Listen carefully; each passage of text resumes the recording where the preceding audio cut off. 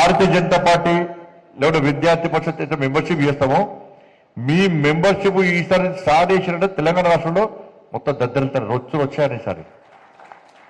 కానీ అట్లా మనం ఇంకా మనం శక్తివంతం, మనమే పవర్ఫుల్. ఇప్పుడు 2 ఎమ్మెల్సీలు గెలిచామంటే మనమే పవర్ఫుల్ ఇవాళ. మన తర్వాత ఇంకెవరైనా కూడా ఇంకొక కూడా ఉపాధ్యాయ సంఘం పని బిల్లులే. కాబట్టి దయచేసి అందరు కష్టపడి పని ఏంటంటే తెలంగాణ ఉద్యమం అప్పుడు 42 రోజుల పాటు సకల జనుల సమ్మె చేసి ఇలా తెలంగాణ రాష్ట్రాన్ని సాధించిన గొప్ప వ్యక్తుల గొప్ప తరం అన్నది. మీరందరూ అప్పుడు 42 రోజుల పాటు ఉద్యోగాలు ఉంటాయా పోతాయా, మనం బతుకుతామా సస్తామని తెలియని పరిస్థితుల్లో తెగించి కొట్లాడడం వల్ల ఇవాళ తెలంగాణ రాష్ట్రాన్ని సాధించుకున్నాం. ఇలా ఉద్యోగ ఉపాధ్యాయ వర్గాల యొక్క గొప్పతనం సకల జనుల సమ్మె. అంత కష్టపడి అన్ని ఉద్యమాలు చేసి తెగించి కొట్లాడి సాధించుకున్న తెలంగాణ రాష్ట్రంలో ఇలా పరిస్థితి ఏందో మనం ఆలోచించాలి. 10 సంవత్సరాలు ఒక కుటుంబ పాలన, ఒక అవినీతి పాలన, ఒక మూర్ఖత్వ పాలనతో తెలంగాణ మొత్తం సర్వనాశనం అయిపోయింది. ధనిక రాష్ట్రం అప్పుల పాలైంది, కానీ ఒక కుటుంబం మొత్తం ధనికులు అయిపోయారు. వాళ్ళు మామూలు పాస్పోర్ట్ దందా చేసి దొంగ నోట్ల దందా చేసే కుటుంబం ఇలా 1000 కోట్లు సంపాదించింది. అక్కడ బీదర్లా, మీ అందరికీ ఇన్ని రోజులు చెప్పలే విషయం చెప్తారు. బీదర్లా ఇదే టీఆర్ఎస్ పార్టీ అగ్రనాయకుడికి ప్రింటింగ్ ప్రెస్ ఉండేయారా. నాకు మొన్న ఢిల్లీలో ఒక పోలీస్ ఆఫీసర్ కలిసాడు. సార్, నేను సిద్దిపేట ఎస్పీ ఉన్నప్పుడు బీదర్లో ఒక ప్రింటింగ్ ప్రెస్ ఉండే. ఆ ప్రింటింగ్ ప్రెస్ టీఆర్ఎస్ పార్టీ ఆది నాయకుడిది. మరి ఏం చేస్తారు సార్ అంటే, టీఆర్ఎస్ పార్టీ కరపత్రాలు కాదు, దొంగ నోట్లు ముద్రిస్తారట. ఆడ దొంగ నోట్లు ముద్రించే ప్రింటింగ్ ప్రెస్ బీదర్లో ఉన్నది. నేను ఆ ప్రింటింగ్ ప్రెస్ సీజ్ చేద్దామని పోయినాను. పోయేసరికి రాష్ట్రంలో నుండి ఒక ముఖ్య నాయకుడు నాకు ఫోన్ చేసి, మీకు డ్యూటీ అక్కడ లేదు, మీరు అటు పోకండి అని చెప్పి నన్ను ఆదేశిస్తే నేను పోలేకపోయినా. అంటే దొంగ నోట్ల దంత కూడా చేశారు వీళ్ళు. ఎన్నికలప్పుడు, ఉద్యమం అప్పుడు, ఎన్నికలప్పుడు బీఆర్ఎస్ వాళ్ళు టీఆర్ఎస్ వాళ్ళు పంచింది అన్ని కూడా దొంగ నోట్లే. మరి ఆ నోట్లు అప్పుడు ఎట్లా వెళ్ళిన, అప్పుడు దొంగ నోట్ల మనకు తెలియదు, కొత్త వాళ్ళకో పాత. వాళ్ళము ఎక్స్పర్ట్స్, మనం అంత ఖర్చు పెట్టిన తీసుకున్నా కానీ పంచిన అన్ని దొంగ నోట్లే.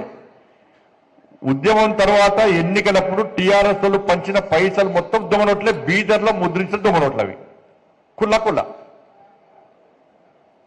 ఇలా ఆ కుటుంబం ఇలా కోటీశ్వర్లు అయిపోయింది. ఇవాళ మనకు డిఏ లేవా, పిఆర్సీ లేదా, ప్రమోషన్ లేవా, కొత్త ఉద్యోగాలు లేవా.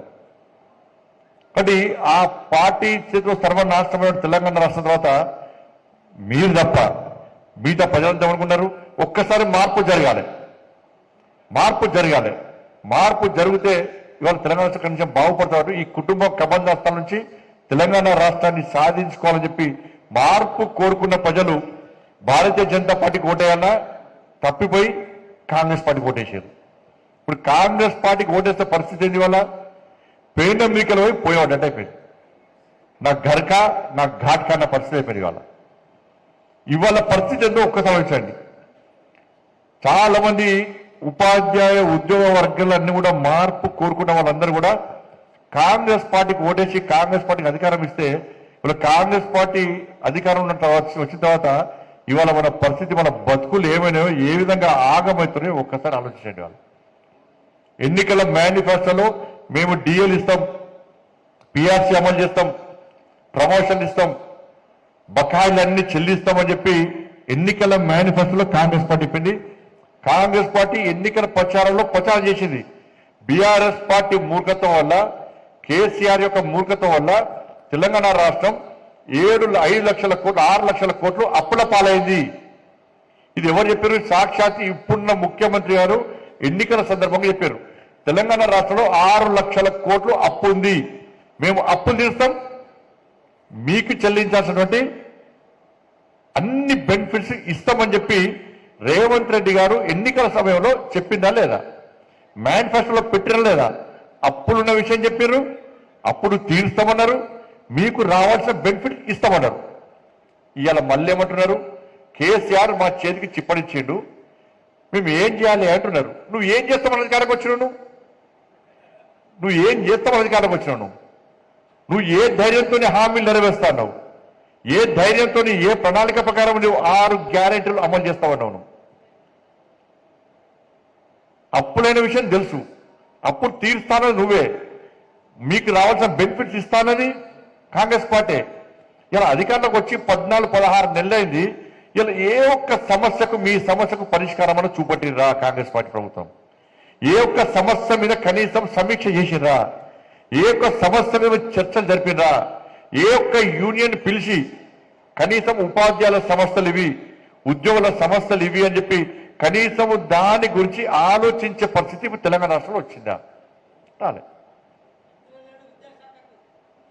విద్యాశాఖకు మంత్రి లేడు, ఆయన విద్యాశాఖ మంత్రి. కాబట్టి ఇవాళ పరిస్థితి ఏంది? 5 డిఎల్ రావాలి మీకు.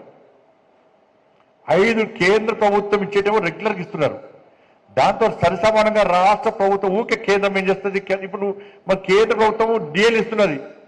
నవ్వి ఊకే కేంద్రం కేంద్రం అని 24 గంటలు మోడీ గారు తింటాడు, శాపనార్థాలు పెట్టుడు తప్ప నువ్వు మరి కేంద్రం డిఎల్ ఇస్తున్నారు. మీరు ఎందుకు ఇస్తున్నారు డిఎల్? పిఆర్సీ అమలు చేయడానికి మీకున్న ఇబ్బంది బీజేపీ అడ్డుకుంటుంది. ఏమన్నా నరేంద్ర మోడీ గారు అనుకుంటున్నారా? ఇంకొక 3 నెలలైతే జీతాలు ఇచ్చే పరిస్థితి లేదన్నా. అందుకే సెంట్రల్ యూనివర్సిటీ జాగాలు అమ్ముతున్నారు. ఇవాళ జాగాలు అమ్మి తెలంగాణ రాష్ట్రాన్ని సాగుకునే పరిస్థితి వచ్చింది. నేను చెప్తున్నా కదా, మళ్ళా అతి త్వరలో శ్రీలంకలో గిట్నే అయింది. ఓనుకొని తనుకున్నాడు.